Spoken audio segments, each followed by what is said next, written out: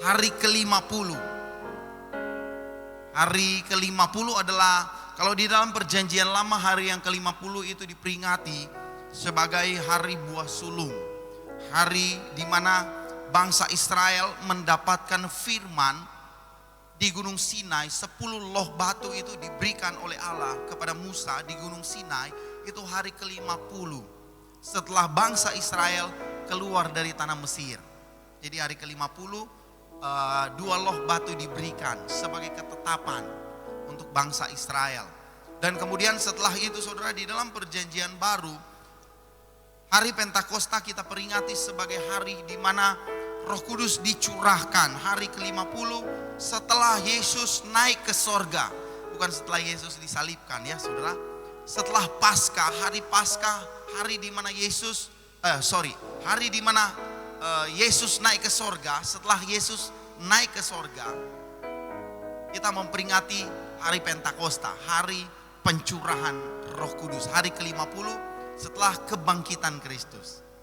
Oke saudara ya, jadi ada hubungan yang erat antara perjanjian lama dan kemudian perjanjian yang baru. Dan kita memperingati hari Pentakosta sampai sekarang ini. Dan gereja akan terus memperingati hari Pentakosta. Karena hari Pentakosta adalah hari di mana gereja Tuhan itu dilahirkan. Hari Pentakosta. Saya ingin kita memberikan perhatian khusus kepada firman Tuhan hari ini. Karena saya melihat ada banyak orang Kristen sekarang.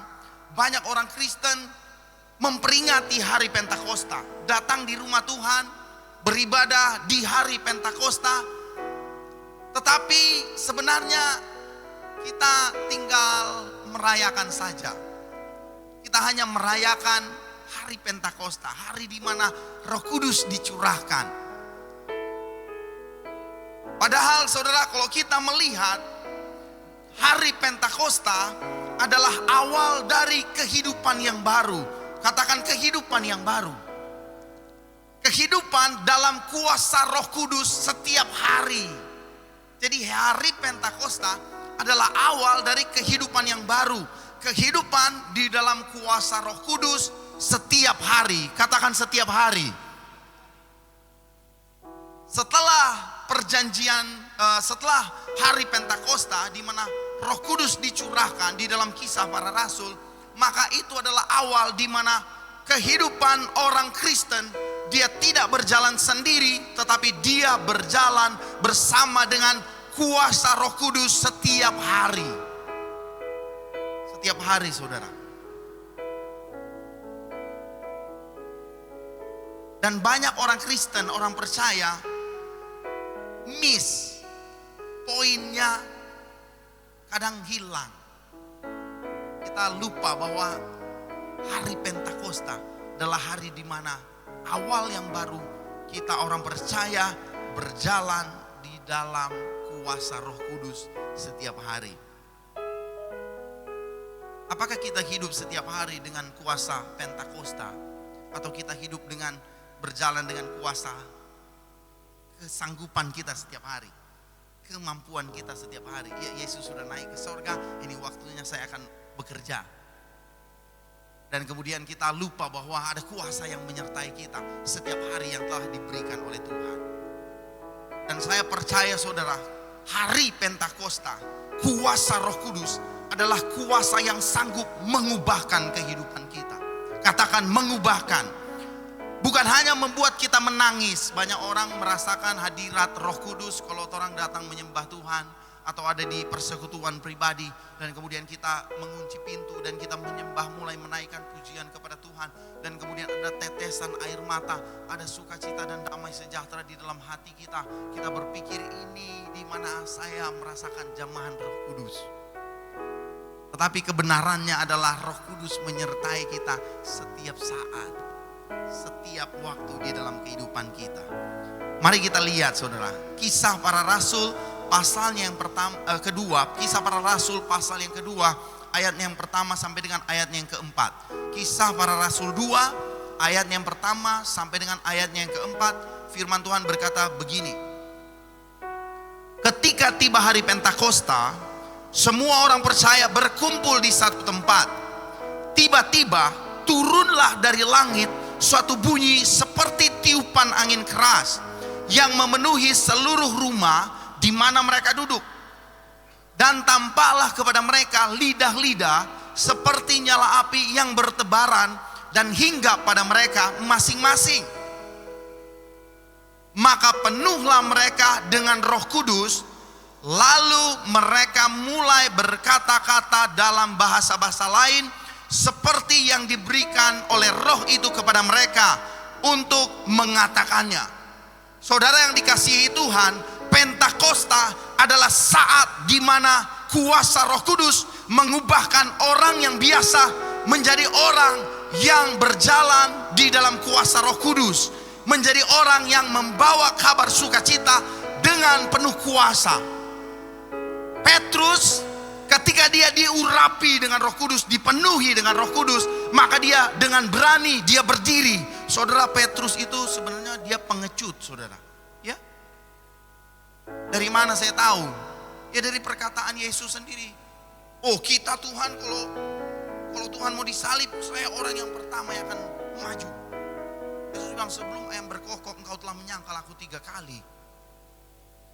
Waktu ada wanita anak yang kemudian bilang sama Petrus, bukankah engkau ini pengikutnya?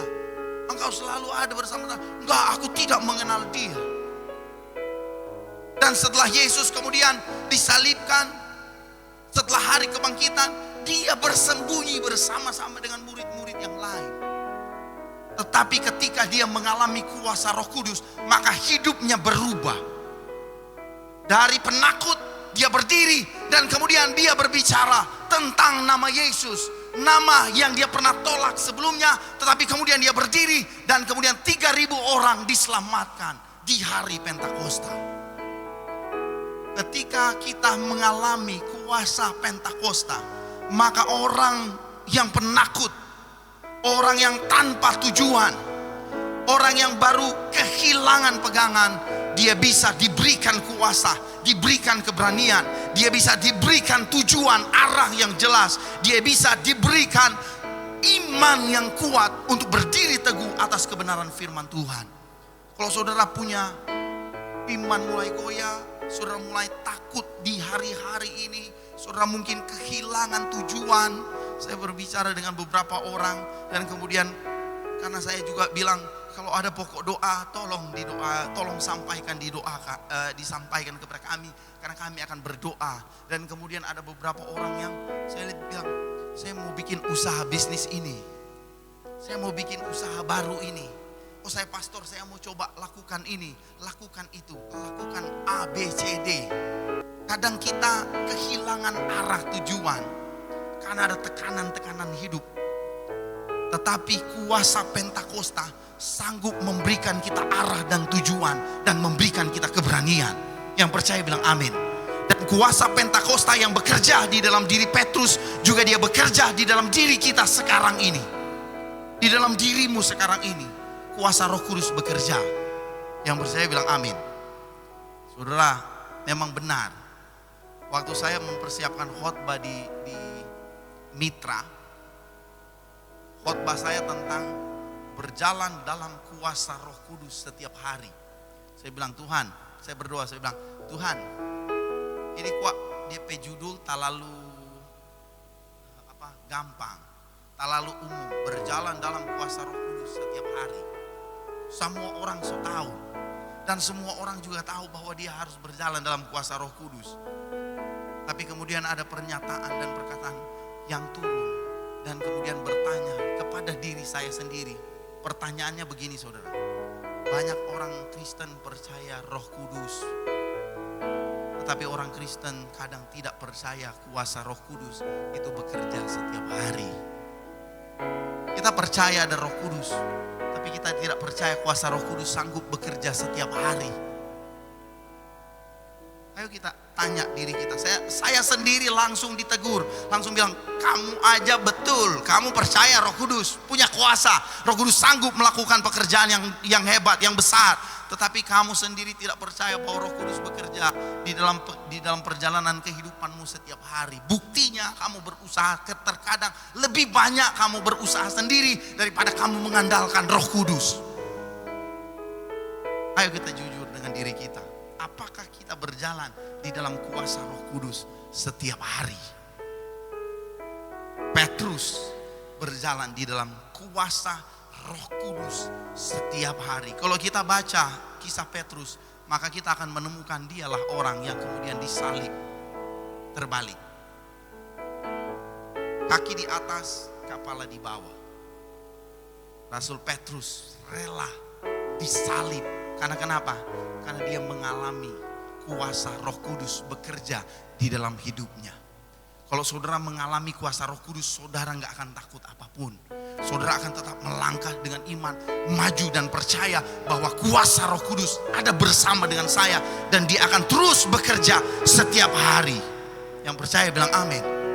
Karena memang saudara, Roh Kudus bukan hanya untuk hari Minggu. Roh Kudus ada untuk kita setiap hari. Ada untuk kita setiap hari. Jangan batasi kuasa Roh Kudus hanya ketika kita ibadah atau menyembah Tuhan. Jangan batasi saudara. Karena pekerjaan Roh Kudus tidak terbatas. Pekerjaan Roh Kudus itu nyata setiap hari. Dan pekerjaan Roh Kudus bisa terlihat setiap hari. Terlihat saudara. Pastor bilang, kalau saudara penuh dengan Roh Kudus dan kemudian saudara malas. Kalau saudara penuh Roh Kudus, saudari malas, saudara akan jadi orang yang rajin. Kita bagus seri dengan Ivi, kita bilang, Vi, kalau orang yang bilang dia penuh Roh Kudus, kong dia itu malas, kita bilang sama Ivi, berarti dia ngaku penuh Roh Kudus. Ya, dia cuma mengaku. Dia kita PCW, Martin tanya Pak ngapain cowok kata Pak dia, enggak. Kita berjalan dalam Roh Kudus, tapi tidak mengalami kuasa Roh Kudus. Jangan-jangan kita ngaku-ngaku punya kuasa Roh Kudus. Tapi saudara, percayalah bahwa semua orang yang percaya menerima Yesus diberinya kuasa untuk menjadi anak-anak Allah dan dimeteraikan dengan Roh Kudus yang dijanjikannya itu. Cuman kadang kita tidak mau mengizinkan Roh Kudus berjalan, mengambil alih seluruh hidup kita. Yohanes pasal 14 ayat 16 dan 17. Yohanes 14 ayat 16 dan 17 berkata demikian. Aku akan minta kepada Bapa dan ia akan memberikan kepadamu seorang penolong yang lain, supaya ia menyertai kamu selama-lamanya, yaitu Roh kebenaran. Dunia tidak dapat menerima dia, sebab dunia tidak melihat dia dan tidak mengenal dia. Kamu dibaptis Roh Kudus, kamu kenal Roh Kudus? Oh, enggak tahu. Hati-hati saudara. Jangan-jangan kalau kita enggak tahu, enggak kenal Roh Kudus, jangan-jangan kita lama-lama sudah mundur dan menjadi seperti dunia. Karena firman Tuhan bilang orang dunia tidak kenal Roh Kudus. Mana bahasa-bahasa roh sama dengan lagu lawak jo. Hati-hati, jangan-jangan kita akan tergolong seperti orang dunia. Karena orang dunia firman Tuhan bilang tidak kenal Roh Kudus. Ada orang yang bilang, pekerjaan Roh Kudus sudah selesai. Siapa bilang pekerjaan Roh Kudus selesai? Selama kita masih hidup di dunia ini, selama kita hidup dan bernafas, kita akan masih tetap terus bekerja. Dengan makan, kalau bahasa Indonesia makan itu kata kerja. Betul ya, guru bahasa Indonesia. Dengan makan bekerja kata. Jadi manusia kalau hidup, dia bekerja. Roh Kudus kalau dia ada, dia akan terus bekerja. Masa cuma di kisah para rasul Roh Kudus bekerja, sekarang enggak lagi bekerja. Jangan sampai dunia atau pikiran-pikiran yang tidak benar menguasai pikiran orang percaya dan kemudian tidak mengizinkan Roh Kudus bekerja di dalam kehidupannya setiap hari. Firman Tuhan bilang begini, dunia tidak dapat menerima dia sebab dunia tidak melihat dia dan tidak mengenal dia. Tetapi kamu mengenal dia, sebab ia menyertai kamu dan akan diam di dalam kamu. Aku tidak akan meninggalkan kamu sebagai yatim piatu. Aku datang kembali kepadamu. Firman Tuhan bilang dia menyertai kamu selama-lamanya dan dia akan diam di dalam kamu. Kalau selama-lamanya itu berarti sekarang juga Roh Kudus masih bekerja dan Roh Kudus akan terus bekerja selama-lamanya. Apakah saudara percaya Roh Kudus bekerja selama-lamanya? Percaya saudara. Karena Roh Kudus hanya akan bekerja kepada orang yang percaya. Roh Kudus gak basambar sesuatu yang kosong. Dia tidak menyambar sesuatu yang kosong. Dia tidak bekerja kepada sesuatu yang kosong, yang tidak ada. Tetapi Roh Kudus selalu bekerja kepada iman orang percaya. Kalau kamu percaya, dia pasti bekerja. Kuasanya pasti nyata. Roh Kudus ingin menyertai kita, saudara. Kata selama-lamanya itu berarti dia akan terus menyertai kita. Sama seperti kita cinta. Saudara pernah mengungkapkan rasa cinta? Aku mencintai kamu selama-lamanya. Seumur hidupku aku mencintai kamu. Gombal. Bukan gombal sebenarnya, saudara. Itu menunjukkan bahwa dia ingin selalu bersama dengan kita. Dia merindukan hubungan dengan kita. Begitu saudara. Roh Kudus selama-lamanya dia akan menyertai kita. Karena dia merindukan supaya dia akan terus bersama dengan kita. Saudara, kalau saudara lagi bekerja, Roh Kudus ada di sana. Saudara lagi ada di rumah, Roh Kudus ada di sana. Saudara lagi ada di dalam studi, di dalam pekerjaan, di sekolahmu, Roh Kudus ada di sana. Ketika saudara terhilang, saudara mulai mundur dari Tuhan, Roh Kudus ada di sana. Dan Roh Kudus yang sama, kuasa yang sama bekerja. Dia akan terus bekerja di dalam kehidupanmu setiap hari. Setiap hari Roh Kudus bekerja. Dan dia akan terus bekerja sampai kehendak Bapa di sorga itu dinyatakan di dalam kehidupanmu. Orang percaya kadang banyak orang percaya seperti rumah yang penuh dengan alat elektronik. Rumah yang penuh dengan alat elektronik, AC. Saya berpikir kalau ini semua gak ada listriknya, gak berguna semuanya, gak bisa dipakai, gak bisa berfungsi. Kita full. Datang orang dari luar masuk ke Metro Church dan dia bilang, hebat ya gereja ini. Ada LED, ada alat musik yang lengkap, ada pemain keyboard yang hebat, ada orang multimedia yang luar biasa, ada AC, full AC, ada kamera. Tetapi kemudian dia tanya, mari apa semua anda ada hidup? Orang kok belum pasang listrik.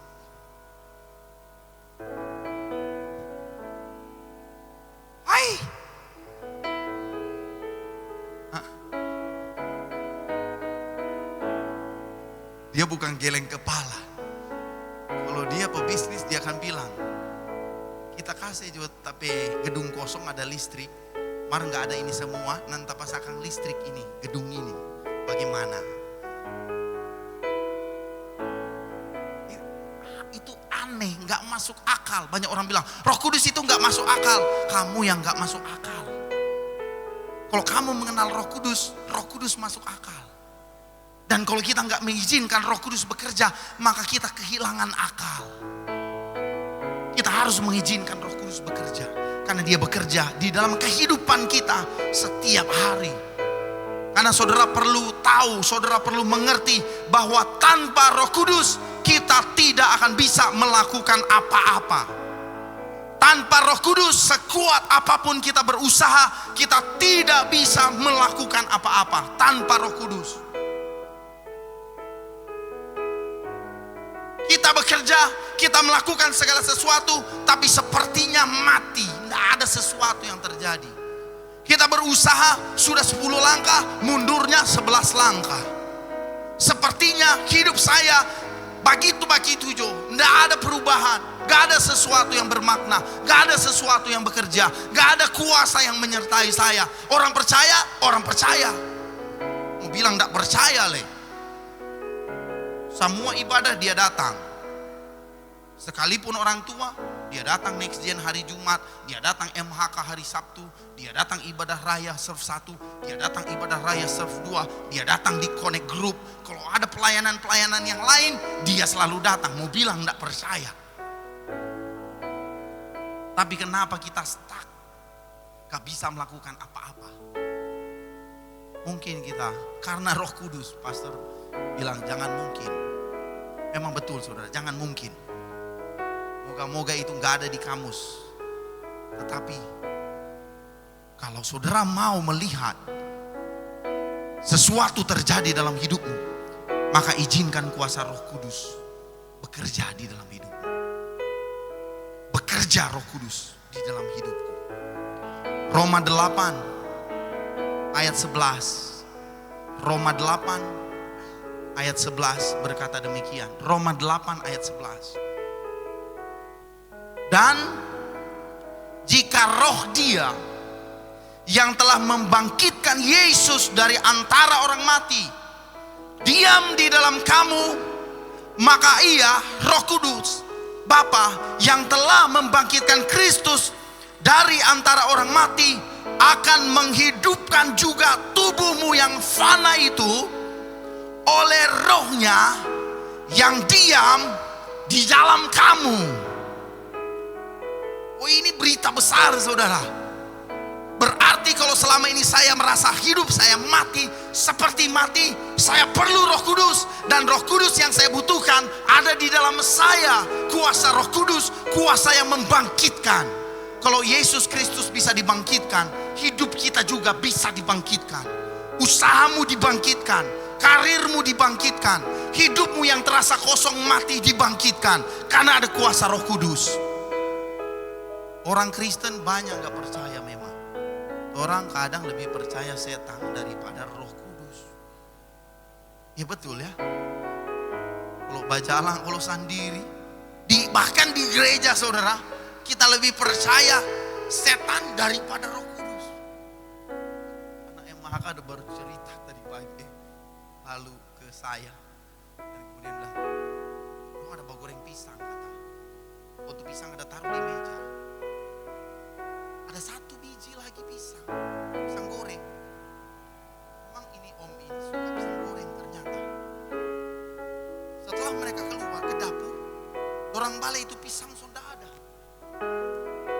Dia tanya, "Om, mana tuh pisang di sini?" Ada orang yang bilang, "Oh Pak, so makan." Saya bilang, "Itu opak kucing." Dia bilang, kita lebih percaya kuasa setan daripada kuasa Roh Kudus bahkan di dalam diri kita dan mempengaruhi hidup kita, lebih mempengaruhi hidup kita, lebih percaya kuasa kegelapan mempengaruhi hidup kita daripada kuasa Roh Kudus mempengaruhi hidup kita. Ayo jemaat Tuhan, bangkitkan imanmu bahwa Roh Kudus sanggup bekerja dan kuasanya akan terus bekerja menghidupkan yang mati. Jangan takut bersuara saudara. Karena dengan imanmu, dengan perkataanmu ada kuasa di sana. Kita GSJA saudara. GSJA itu gereja sidang jemaat Allah. Bukan gereja Pentakosta. Kita gereja Pentakosta karismatik. So Pentakosta karismatik. Kita percaya kepada kuasa Roh Kudus. Kita percaya kepada nubuatan. Kita percaya kepada ilham-ilham. Kita percaya bahwa Allah memimpin gerejanya. Kita percaya penyertaan Roh Kudus setiap hari di dalam kehidupan kita, di dalam segala situasi. Roh Kudus tetap menyertai kita. Kita percaya itu. Dan kita akan terus percaya. Karena kita beriman kepada Allah yang benar. Allah yang memberikan rohnya kepada kita untuk menyertai kita. Dan roh yang sama yang membangkitkan Yesus dari antara orang mati, dia juga akan membangkitkan kehidupan kita. Sudahkah saudara berdoa, Roh Kudus bangkitkan hidupku, Hidup ini sudah mau mati. Dan bahkan ada orang bilang, oh toh sama Jo, kita lebih betul dari ngana. Nak ibadah, nak percaya pada Tuhan, mari hidupnya lebih baik dari ngana. Tuhan, jangan biarkan namamu dihina. Roh Kudus, bangkitkan kembali hidupku. Bangkitkan kuasa Roh Kudus di dalam hidupku. Bekerja di dalam hidupku. Percaya saudara, bahwa Roh Kudus bekerja di dalam hati yang haus, hati yang rindu, hati yang terbuka. Kalau engkau merindukan supaya hidupmu dipulihkan, Roh Kudus akan memulihkan. Kalau engkau merindukan supaya Roh Kudus bekerja di sana, Roh Kudus akan bekerja di sana. Karena yang bilang ini Yesus sendiri. Yesus bilang di dalam Yohanes 7 ayat 37 sampai 39. Yohanes 7 ayat 37 sampai 39 bilang begini. Pada hari terakhir, yaitu pada puncak perayaan itu, Yesus berdiri dan berseru. Dia tidak hanya berbicara, tetapi kemudian firman Tuhan bilang dia berseru. Dia berdiri dan berseru. Pastor Ramli khotbah rupa. Karena Yesus sendiri juga berseru saudara. Orang Manado bilang bataria. Bisa kan berkhotbah biasa saja. So, jemaat yang dikasihi Tuhan. Ada juga urapan di sana. Tapi saya mau berkhotbah seperti Yesus. Dia berdiri dan berseru.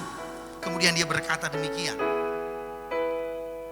Barang siapa haus, baiklah ia datang kepadaku dan minum. Barang siapa percaya kepadaku, seperti yang dikatakan oleh kitab suci, dari dalam hatinya akan mengalir aliran air hidup. Yang dimaksudkannya ialah roh.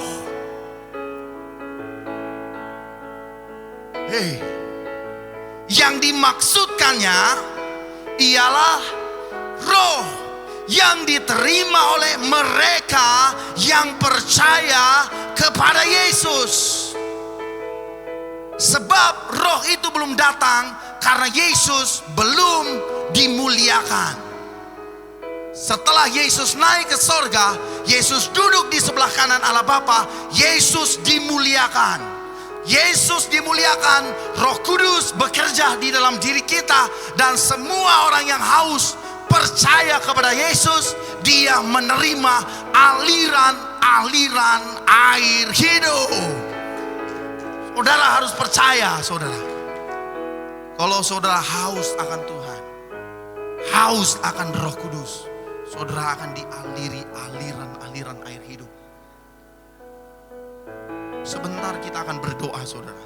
Kalau saudara hidupmu mau dipulihkan Tuhan, mengalami aliran air hidup, maju ke depan saudara. Tidak lama saudara. Ini jarang dilakukan di Metro Church. Tetapi kalau kita lakukan, itu berarti ada pekerjaan Roh Kudus yang akan dinyatakan. Tidak setiap minggu kita panggil altar call ke depan. Tetapi saya percaya ketika kita maju ke depan dan kemudian ada penumpangan tangan, ada urapan Roh Kudus yang kita terima, hidup kita akan diubahkan oleh Tuhan. Bukankah sekarang kita berdiri karena kita pernah mengalami urapan dari Tuhan? Bukankah kita melayani Tuhan dan kita giat bekerja di dalam Tuhan karena kita mengalami pengurapan dari Tuhan, dari Roh Kudus. Tuhan tidak mencari orang yang sempurna. Tuhan mencari orang yang haus. Dan bukan hanya pendeta yang harus dipenuhi, yang perlu dipenuhi Roh Kudus. Kalau orang pendeta, pelayan, orang perlu Roh Kudus.